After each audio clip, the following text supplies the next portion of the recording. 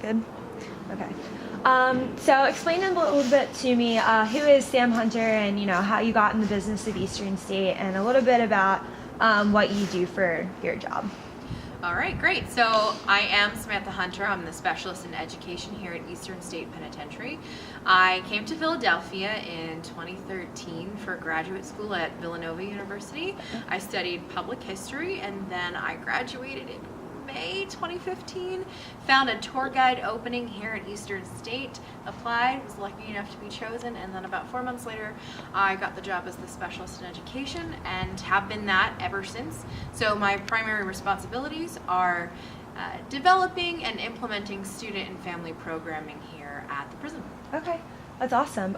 So were you interested in the education part of things, before you applied for the job, or? Yeah, absolutely. So my bachelor's degree is actually in history and secondary education. Okay. So I came at it from a classroom teacher perspective. Right. Then kind of didn't like the limitations that exist in a classroom space, so decided I Right. wanted to branch out into a museum. Very nice, very nice. And where are you from? Where did you go to undergrad school? And Sure. So I'm from Wilkes-Barre, Pennsylvania. Okay. I went to Wilkes University. Okay.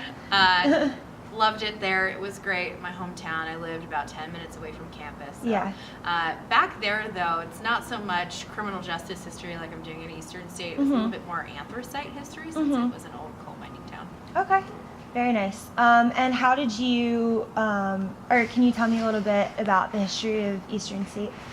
Yeah, sure. So Eastern State Penitentiary is the world's most historic prison. I like to call it a prison of firsts. Right. So this prison opened in 1829, and it was the first true penitentiary, a prison meant to inspire regret into the hearts of its inmates. So the overall purpose, other than inspiring regret, was to rehabilitate every person that came through the front gate area. And they did that through solitary confinement and hard work.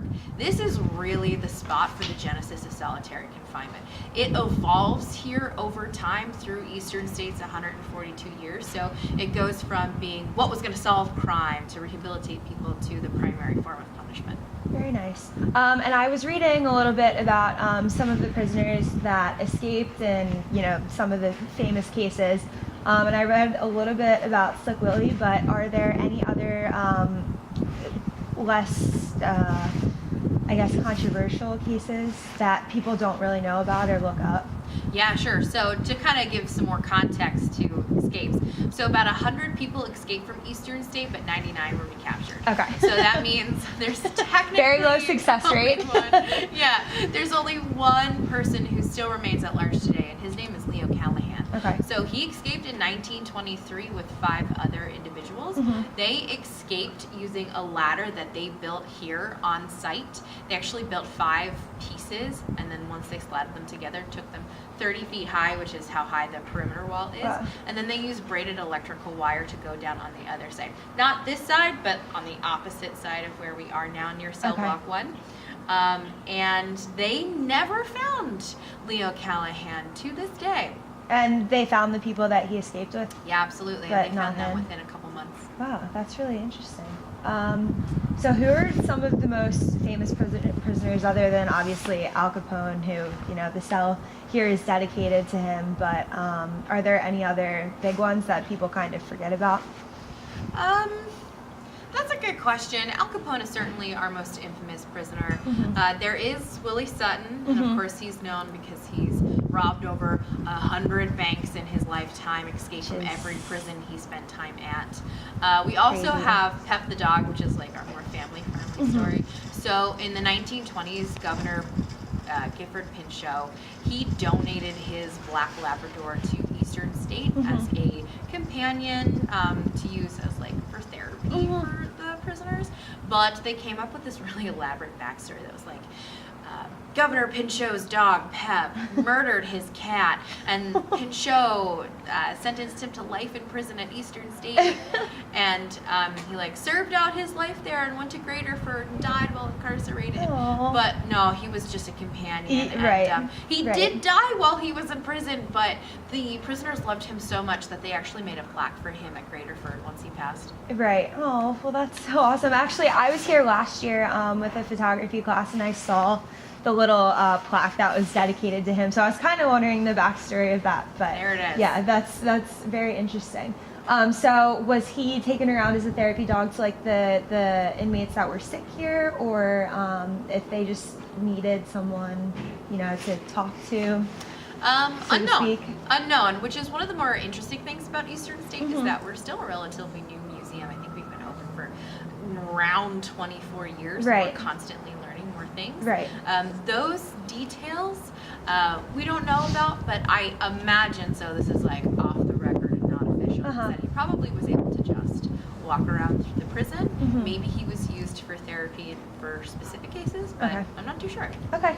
Very nice. And can you tell me a little bit about the medical part of how the prison worked? Like the hospital here, the infirmaries. Sure. If you did surgeries or anything like that. Sure. So Eastern State actually had one of the most well-equipped and advanced prison hospitals ever, and that's because of tuberculosis. So tuberculosis was an epidemic in Eastern State, accounting for nearly half of all deaths.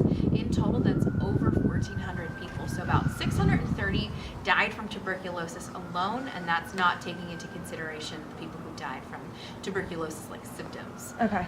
So because of tuberculosis, the prison's landscape literally changes. Yeah. And cell block 3, which was the hospital block, gets what I like to call a facelift, gets an addition put onto it for tuberculosis cells. They get hydrotherapy areas. And then outside of tuberculosis, wait a minute. So 1917, they get an x-ray machine, which was like right when that technology was developed. I think, the last time I was here, I actually saw that too, and it's really cool. Yeah, right? Yeah. Awesome. Okay, now back to other things outside of tuberculosis. So they actually get like a psychiatric department there, which I find really fascinating. So the mental health as a subject of study wasn't really taken seriously until the 1960s, which is when that psych department came around. But considering how Eastern State opened up with keeping everyone in solitary confinement and the well-known psychological impacts of solitary confinement on a person, to then do a 180 and have this mental health department care is pretty fascinating. Yeah, that is really interesting. And you said a little bit about solitary confinement. What were prisoners thrown into solitary confinement for usually? Sure, a whole host of things. Okay. So all prisoners were given a book of rules upon their intake. Any infraction could lead them to a punishment area. Okay. There were a few punishment areas. Cell block 1 held people who were in protective custody. Cell blocks 4 and 5 held folks who were considered a threat to the general inmate population. And cell blocks 13, 15, 14 all had these areas too. And again, that could be anything. So having contraband inside of a cell, like coffee, not working when they're supposed to, fighting, trying to escape. Oh, so it could be something as simple as that, and they would be put in for how long usually for prisoners? On average, up to 30 days, usually no longer than that. Okay. So I guess it's not too bad. That's a long time to spend by yourself. Yeah, and solitary today is very different. Yeah, so, right. I think that President Obama, like in the last year of his presidency, he like made some executive orders that said like, hey, a person can't spend longer than 60 days in solitary confinement, which the minimum at first or maximum was like 365 days, which is like, whoa, that's a lot. I mean, I feel like someone being in solitary confinement for that long is just, even if they didn't have a mental health problem to begin with, you would start hearing and seeing things if you're alone for that long. Sure. Is it cruel and unusual punishment? Absolutely. Yeah, absolutely. So getting a little bit away from the history and moving more into modern day, can you tell me a little bit about Terror Behind the Walls and how you guys got started with that?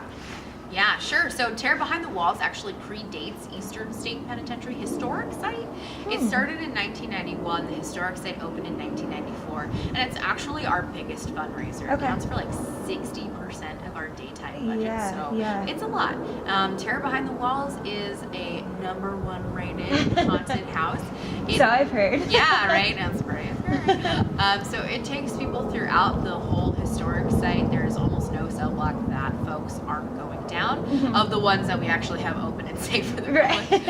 And it's pretty interesting that the staff here who works for Terror, they're awesome. We have, first of all, Terror Behind the Walls is operated by Eastern State. There's like no outside company or outside source. And they hire about 300 people Right. to work as actors, to be line staff, to be in the box office. It's a really big undertaking, but somehow they're able to do it seamlessly every year. Yeah, that's crazy. I was doing research on it before I came, and I saw that it was 300 plus people that were hired, and that's a lot to take in. But I mean, you guys are so successful with it. So, which year would you say has been the most successful so far since you opened? Wow, that's a really good question. I don't think I know, but can I tell you from my own Yeah, experience? absolutely. All right, since you've been here, Yeah, literally, so- your own experience, whatever. Yeah, I've been here for 3 terror seasons. Okay. And honestly, this year has been my favorite so Really? far. They updated an attraction, so every year they try to do something new. Mm-hmm. An attraction, there's 6 different ones, and now they do Blood Yard, which is so awesome. So Right. if you get an opportunity, definitely check it out. Right. I like it a No, lot. we're planning on coming soon. Good, so. good. Yeah, it's a lot of fun. Yeah. Can you give me some highlights on like each of the attractions? Have you been through all of them yourself? Yeah. So the way that the haunt actually works is that like you don't have a choice, you have to go through it. So it's like a 45-minute experience. Right. You go through Lockdown, which is a personal favorite of mine. And then you go through what's next. I think part of the Trident, and then it's the Machine Shop. Oh my gosh, it's all on our t-shirts and maps that we have, like all the attractions. Blood Yard, Breakout, in the Infirmary. I think I'm missing. Oh, Quarantine 4D. Yeah, Mhm. they're all really awesome. Some are interactive. The best part, I think, about the haunt is that folks can experience it in 2 ways. One way is by just going in, just like we are right now. They get scared, but Yeah. nobody's like coming at them. Right, right. Away. But if you opt it in, you can wear a glow necklace, and that means the